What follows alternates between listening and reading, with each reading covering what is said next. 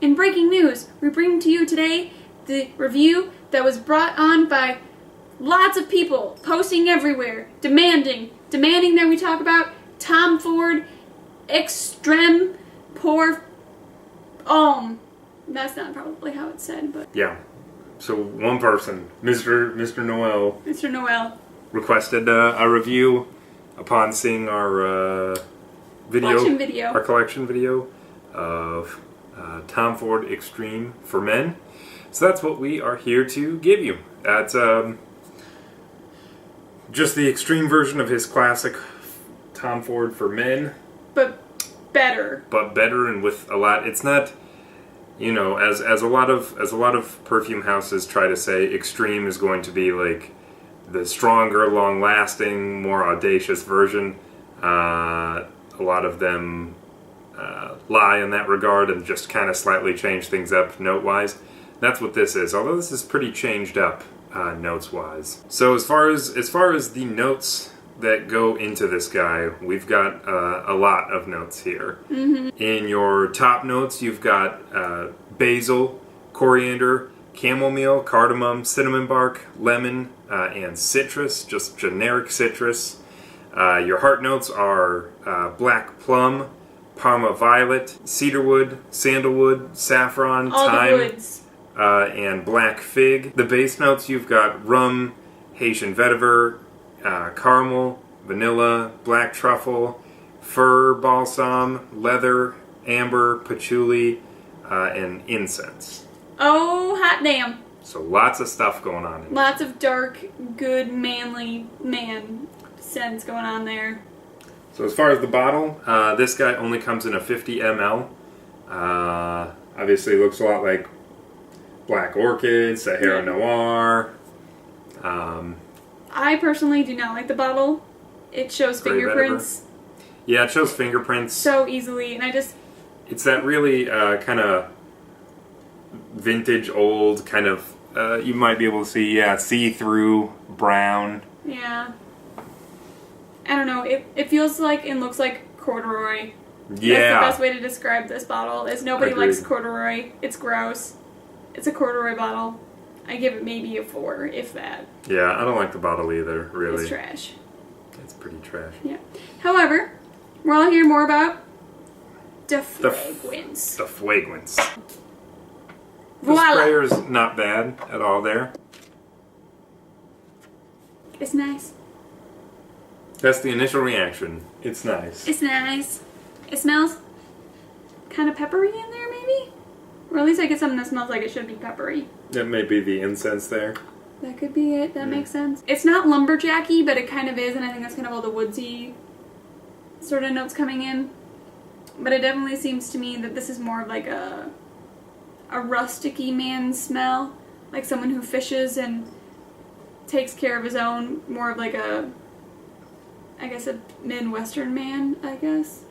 Maybe a farmer by day.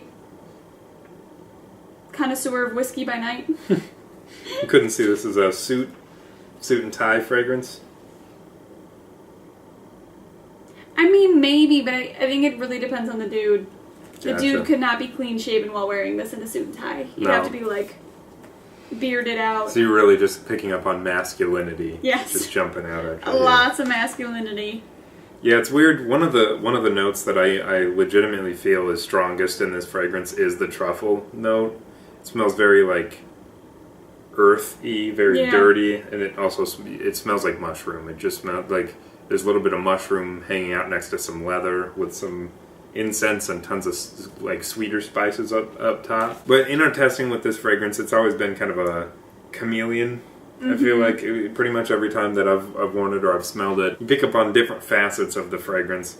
I mean, almost always at some point I do pick up truffle and I pick up leather and I pick up incense. I think those are the 3 things I pick up the most. Yeah. Which I don't really get out of Tom Ford for Men just by itself. But no, I think this is definitely not so blended that you can't smell all the notes, but it's borderline, I feel, between being way too blended and just blended enough.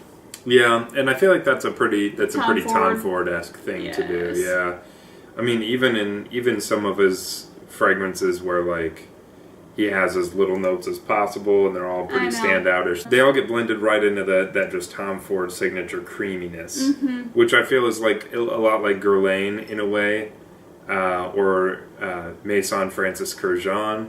Although I would put Guerlain at the further end of where you can like pick up notes.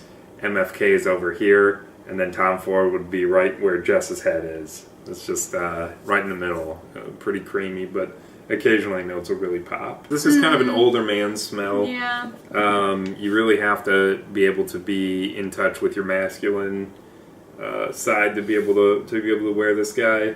I don't think I would be able to wear this. And it's also, for its price point, 50 ml can be a little daunting. Yeah. It's around, I think, 100, maybe 130-ish dollars, depending on where you're looking, to get a 50 ml bottle of this, and it lasts like an EDT would. So I mean, yeah, I wouldn't necessarily recommend blind buying it, but it's definitely an interesting fragrance that brings something completely new to our collection. I don't think we have anything close to this, and that's exciting, and that's part of the reason why we wanted it, is we don't have anything that smells like mushrooms.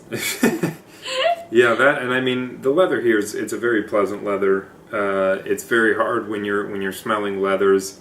Usually the leather that you either get a leather that pushes towards Tuscan leather, or you get a leather that pushes more towards Rhino. Knizia 10. No. But yeah, so the final question remains, well, there's two actually. What would we rate it, and who would wear it? I think I'd give this a 7.2. I rank it pretty high because of its uniqueness in regards to what it smells like. I'm not necessarily a big fan of how much it's blended, but it's overall pretty nice. It's unique in its own way, but yeah, that's about where I've got it at. You? Yeah, I might give it maybe a 7 as well. Yeah. It's nothing that I love, but it fits right in there with a fragrance that's a nice dumb grab. Oh yeah, for sure. Especially from like winter, fall. So, who do you think would wear this? Any ideas? Honestly, when I smell this, I do think a lot of Tom Ford himself just wearing this, because Tom Ford comes across as a very macho guy, even though like when he speaks, he doesn't seem necessarily macho. He just holds himself with an air of like loud masculinity. Yeah. He's always got the 5 o'clock shadow dealio going on. Perpetual. And you know, he's one of those dudes. He's like, he's getting up there in age a little bit, but he still looks young like he's as hell. 40. He doesn't even look 40 to me, man. He looks like mid-30s. It's impressive. He's Dorian Graying his husband, sucking the soul right out of him for his own personal gains. But this, I mean, if you haven't seen a photo of them, Google it. Who do you think? So I would say Luke Danes from Gilmore Girls when he tries to dress up. That's smart. Luke Danes would never wear anything like this. But a couple times when he has to go meet the Gilmores or, you know, any sort of anything, I feel like this is what he would wear. Yep. This is what I think he would grab. And I think more than anything, it's probably something that Lorelai or Rory bought for him for like birthday or Christmas or something like that. And then he kind of feels more obligated to wear it, but I think he would pull it off pretty well. Okay, thanks guys. Goodbye. Bye guys. What kind of fragrance would you call this, Missy? Dirty. Like a dirty woodsy fragger. Got it.